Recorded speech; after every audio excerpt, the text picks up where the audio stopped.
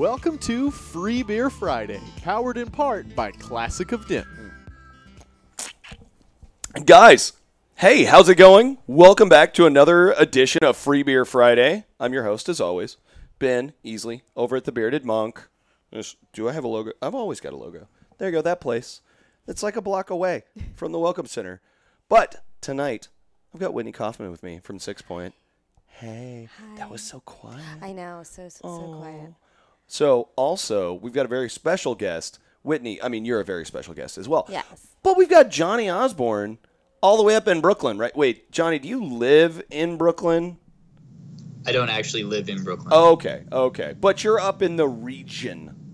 I'm definitely in the Brooklyn region. Nice. And what do you do for Sixpoint? I'm one of the brewers in their Red Hook facility. See, now we're talking brewing. We're talking fun, and we're talking brewing fun. Yeah, this is a good day. He gets to see, like, he lives where the magic happens. This is good magic, too. Yeah, we got to get on these beers, but I'm drinking an Alpenflow right now. Oh, and it's tasty. It is very tasty. And this is some of what we're going to have tomorrow. Yes. At the Undefined Fest. Hells yes. Yeah. Okay, we're going to get into that more. We're going to get into this more. Johnny, do you want to give us a rundown on the brewery, though, for anybody that may not know? Yeah, so Sixpoint is I guess technically we're a regional-sized brewery. We've existed in Brooklyn for about 15 years now. That's primarily where our beers are based. All of our formulations come out of that facility, and then we try to build them out and get them out to other markets where people are receiving it. And so, that's something that we're ramping up in Texas right now, trying to get y'all more of the interesting stuff that we're putting out. And just a lot of quality liquid. Right on, man. Yeah, I've been enjoying it for a while now. Yeah, this is good stuff. This is absolutely good stuff. Well, do you want to give us a rundown on some of the beers we're seeing here in Texas? Because I know that you guys are all over the place, and it's not always the same beer in every market, right? Yeah, so I mean, we do have our core, and one thing Johnny can speak to is we're having Little Raspy, which we're tapping tomorrow. It's the first time that we've had a small batch beer come in, specifically and when in decent quantities instead of you get 2 kegs, So which you get a lot of in the craft beer world. Yes. That's for sure. Yeah. So Little Raspy, if Johnny, how do you feel about Little Raspy and working with it and brewing it, and what does it mean to you? Little Raspy is a super exciting beer. We're trending towards with some of these special releases. Getting some really, really pronounced flavor profiles that are just really hit one note really strong, or we do some that are complex, but this one's interested for that one note aspect in some ways. The raspberry character that you get from it is tremendous. Right on. So we've got a kettle sour process where basically we sour the wort while it's still in the kettle. With that process takes about 2 days, and that gets our pH down, so you get some nice tartness to it. It's not gonna melt your mouth or anything, but definitely has some acidity. And then we just ferment it with a standard ale yeast, and then we add a ton of raspberry to it. And once that comes out, it just has this incredible character. It's so prominent. The nose is raspberries. The flavor is raspberries. It's drinking like if there was raspberry juice that you could buy in a store, that's what it would be. Nice. And it's incredibly delicious. Man, I cannot wait. So I tapped it in for this right now and then for the party tomorrow. Yeah. But it's like, I say tapped it in. It's not connected because I had to clean the lines out. So I still haven't got to try it, but golly, that just made me really thirsty. It's so wonderful. Really thirsty. So sassy, yes. as Jamie would say. Well, so what else do we have in market? So we're looking forward to, Binary coming out. That'll be hitting Texas next week. So that's actually jump-starting our IPA series, which is really interesting. So, everybody knows resin. Everybody understands resin at this point, and it's the best-selling beer for us in Texas. I mean, IPA is king in Texas for the most part. So we're putting out this series, and our brewers have been working, really hard to really dial in these recipes, and we've been doing these mobile canning releases and things like that, where we're dialing in these formulations. They're coming up with really cool stuff, and then we're looking at Binary, then Meltdown, and then going into 2019 and making that more of a program. of these regular releases. Yeah, they're going to be regular releases, but they're also just as special as what we're putting out in Brooklyn. Right on. So it's beyond our core. We're doing the mad science and putting it out there. Right on. Well, so what is Binary, Johnny? Do you want to give us a rundown on that one? So Binary is a double IPA, or it might be branded as an Imperial IPA. I'm not sure. I'm not a marketing guy. I just don't make it. But yeah, it's a big IPA with just super prominent notes of citrus and tropical fruit. That's coming from Citra and Galaxy. For the hop heads out there, they're going to know they're two really, really aromatic hops, and that's what you're going to be getting with this. You're going to be getting a really, really aromatic beer. We're trending towards a slightly softer mouthfeel and a good amount of body to balance that hop profile. The bitterness will be there, but it won't be prominent in the way that like a West Coast beer would be. Okay. And yeah, so just looking for something that has alcohol content, which it actually helps express hops. Their oils are more soluble in a higher alcohol beer, so really let those hops just pop out on the nose. And yeah, so that's what Binary is, and we're looking at not doing the same beer, but similar conceptual beers with differing hop profiles that will emphasize different flavors. Binary is going to be really heavy on citrus and tropical fruits, maybe more towards passion fruit. The next ones that we're toying with might be a little bit more towards like a candied orange, possibly a little bit of a berry note type thing. Oh, nice. Yeah. Okay, so this is gonna be we're a going to fun continue series. to iterate those beers for a while, and they should be making it out to markets like Texas, and hopefully y'all get to enjoy all those. Oh, yes, we need to get in on this. Well, and talk to me about the Alpenflow, too. So this is something, we're going to have these on can tomorrow night. Mm-hmm. And actually, they're already hiding in the cooler right now. Yes. Talk to me about this guy, because this is super drinkable. This is so easy. Yeah, so Alpenflow is one of those beers where you really take pride in the process behind it, because in a lot of ways it's a simple beer. Helles Pils is essentially all Pilsner malt. You're using one malt to get pretty much all of the character of the beer, and it's very delicately hopped, so that it's creating a little bitterness. There's maybe a minimal profile on the nose from that, and the difference between a really, really great one and one that is just one is about sourcing the best quality ingredients and having best process. All of our malt is sourced from a single source in Germany. It's a German-style beer, one at a German-style malt. And then we've got all of our hops coming from a single farm in the Tettnang region in Germany. We make up about half of what that individual farm sells. They sell about half of what they do to us. That is awesome. This beer. So we've got personal relationships with the folks that are making these products for us, and a lot of research and time went into making sure that we found people that were making great products so that we can make a great beer with that. And then just having great process from there, making sure it comes out exactly how we want it to. Right on, man. Yeah, I'm enjoying the heck out of it. Yeah, I've enjoyed this for a while now. Yeah, this is awesome. Well, then, what are you drinking over there? I'm drinking the Citrus Jammer. Nice. It's the jam. Also wonderful. Yeah. Come on. And that's going to be, wait, who's got that tomorrow? So this will be Denton County Brewing Company. They're tapping that in, right? Yes. Awesome. Do you, you want to tell us about Citrus Jammer as well? So Citrus Jammer was a really fun beer, and we have a core, or not a core, but a pre-existing goes called Jammer that folks may be more familiar with, which is a pretty delicate goes. It's a very traditional German style. A lot of the more American examples tend to be a bit more tart and a bit more salt forward than traditional German styles. Citrus Jammer, we want to be able to be a different enough beer from Jammer, so we added a significant enough amount of a variety of lime, or a variety of citrus juices. Lime was one of them, and just got the best like sort of lemon lime flavor profile that we could into the beer. So it's really drinkable. It's really summery. In the hot weather out in Texas, I'm sure those are going to go down really easy. Oh, yes. It is so perfect. Yes. Yeah, it's absolutely fine for that. It's like tart, refreshing summer. Right? Come on. Sit by the pool, go to the lake. Yeah.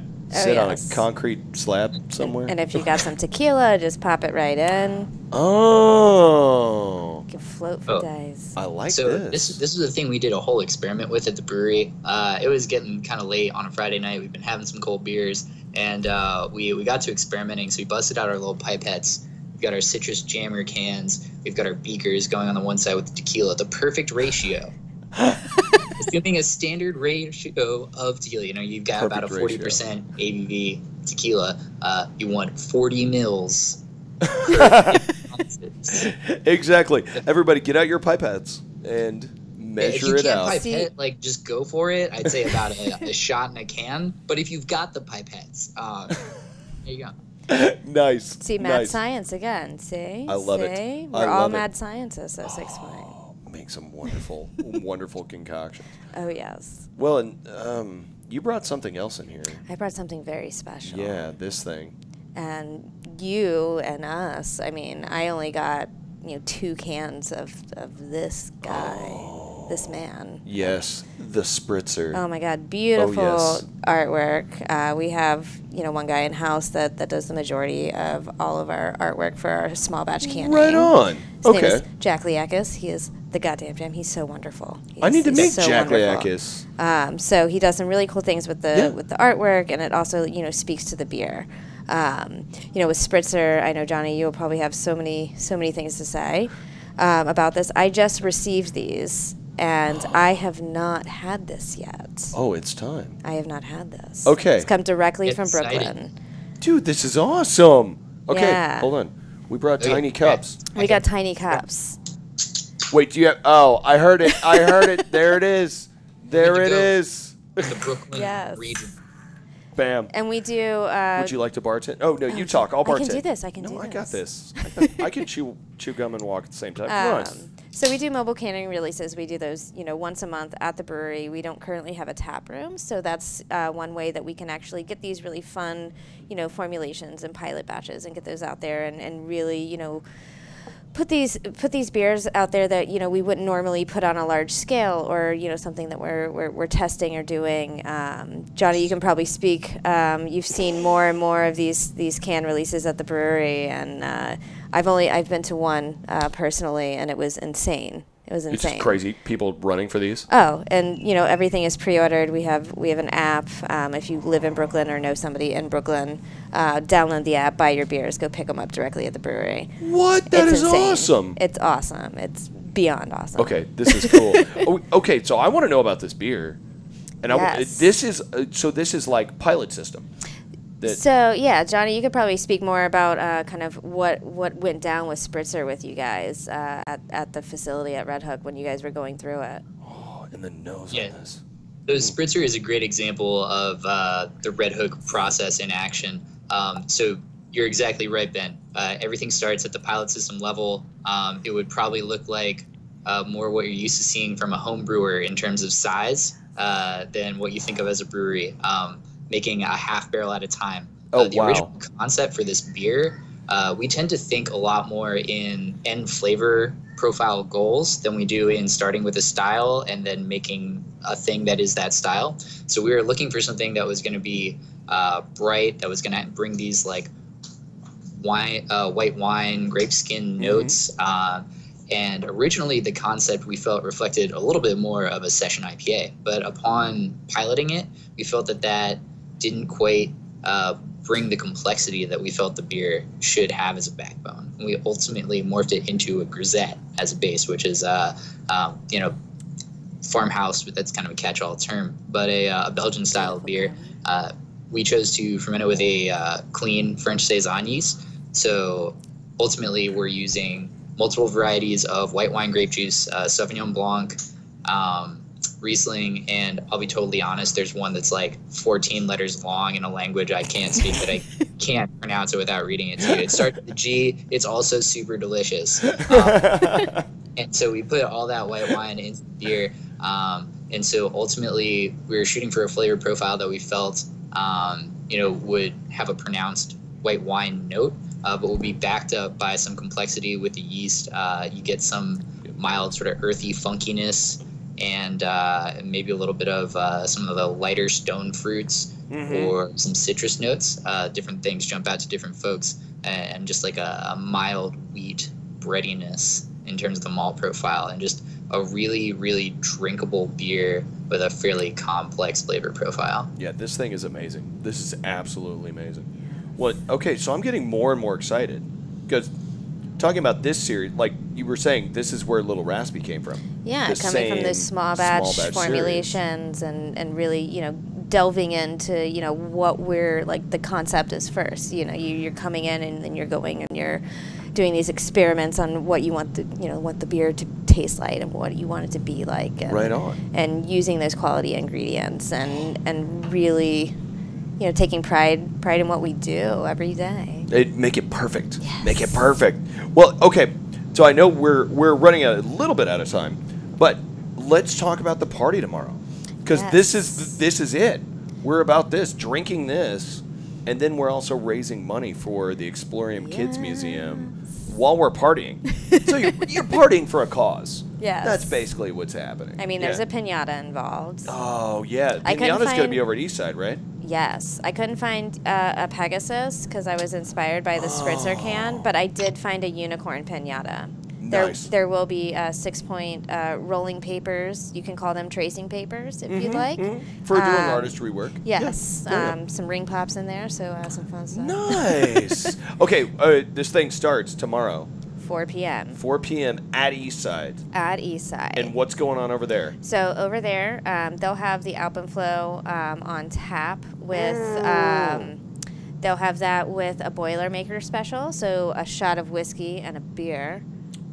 Yes. Nice. It's Come happening. on. Yes. And we also have Sweet Action, which kind of inspired the whole Undefined Fest, because that is an undefined beer.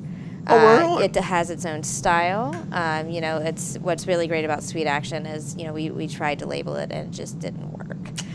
Because Perfect. it is its own thing. It is, it's got Canadian white wheat in the malts. It's beautiful, bright, 5%. Just all over the place. Oh, absolutely. It's it is going to be dry hop, so you have that nice kind of bitterness balanced with the nice sweetness and the mouthfeel from the the malt characteristic, and it's amazing. Wait. I'm just going to follow everybody around. Right? And then we've got Little Raspy on. Yes. We've got Alpenflow cans. And then Bengali. This is a classic favorite in Denton already. Yes.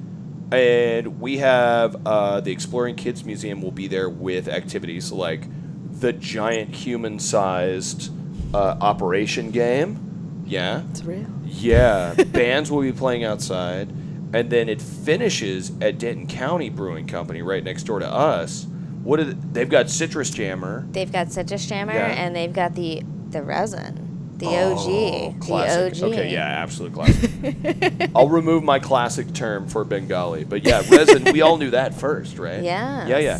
And then that's where raffle drawings are going to happen. Yes. And Katie Montgomery is going to be there. She's going to be making a giant piece, like a live art piece. And then Matt Salick will be there with some of his stuff. Wales Wardy will be there.